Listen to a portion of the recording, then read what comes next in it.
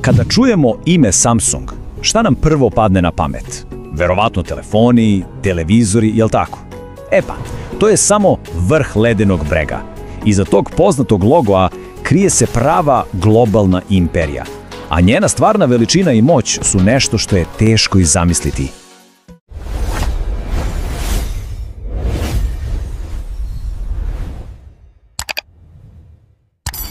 Ajde da počnemo sa jednom malom zagonetkom. Sigurno svi znamo za Burj Khalifu u Dubaju, najvišu zgradu na svetu. Ali, da li ste se ikada zapitali koja kompanija stoji iza njene izgradnje? Idemo dalje. Ta ista, misteriozna kompanija bavi se i brodogradnjom. I to ne bilo kakvom. Govorimo o nekim od apsolutno najvećih teretnih brodova koji danas plove svetskim morima. I kao da to nije dovoljno, šta kažete na vojne tenkove i mlazne motore? Da, dobro ste čuli.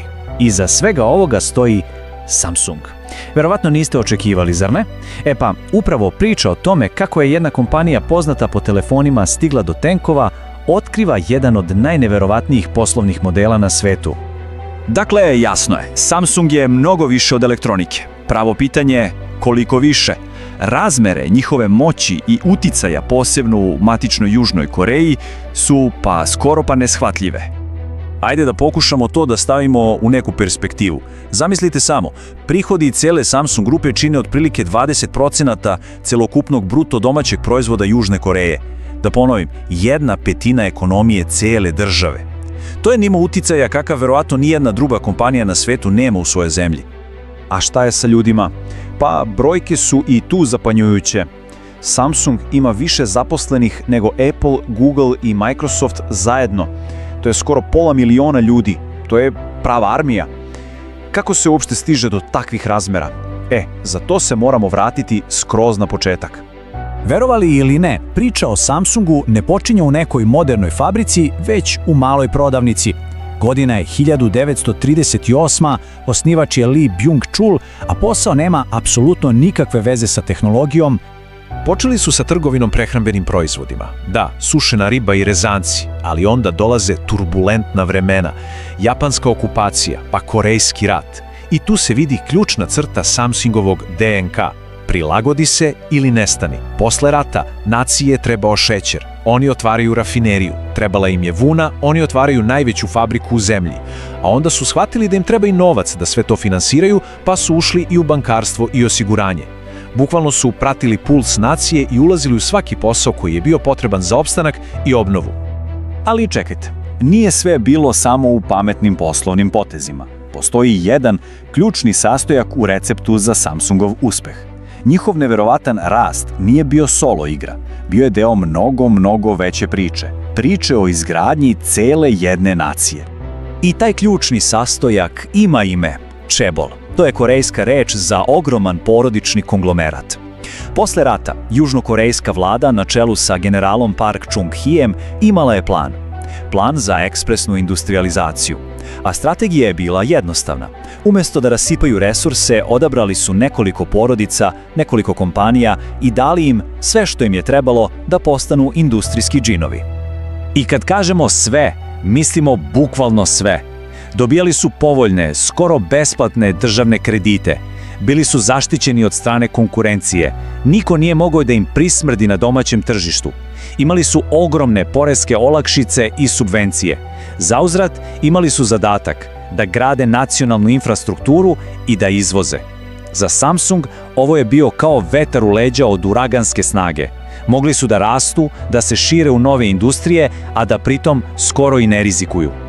I onda, krajem 60-ih, sa svom tom moću iza sebe, Samsung povlači svoj najhrabriji potez – ulaze u elektroniku. Sad, u to vreme to je bio potez koji su mnogi smatrali ludim, svi su ih videli kao jeftine kopije japanskih i američkih giganata. Niko ih nije shvatao ozbiljno. Decenijama kasnije stiže odlučujuća bitka, rat pametnih telefona. Na jednoj strani Apple sa svojom filozofijom savršenstva, jedan premium iPhone godišnje, fokus na brendu, na ekskluzivnosti. Na drugoj strani Samsung sa potpuno drugačijom taktikom.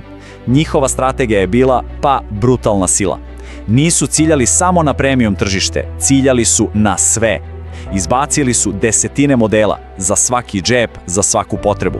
Bukvalno su preplavili planetu svojim Galaxy uređajima. I znate šta? Upalilo je. Na kraju su prestigli Apple i postali broj 1 u svetu. Međutim, taj nemilosrdni tempo inovacija i proizvodnje uzeo je danak. Svi se sećamo katastrofe sa Galaxy Note 7 modelom, zar ne? Telefoni koji se bukvalno zapale. To ih je koštalo preko 5 milijardi dolara i bio je to ogroman udarac za reputaciju. Mnogi kompanije se od takvog nečega nikada ne bi oporavile. Ali Samsung? To je bio samo još jedan test njihove neverovatne otpornosti. Preživeli su, oporavili se i nastavili dalje. Ali, ta ogromna moć i ta duboka, skoro pa simbiotska veza sa državom imala je i svoju mračnu stranu.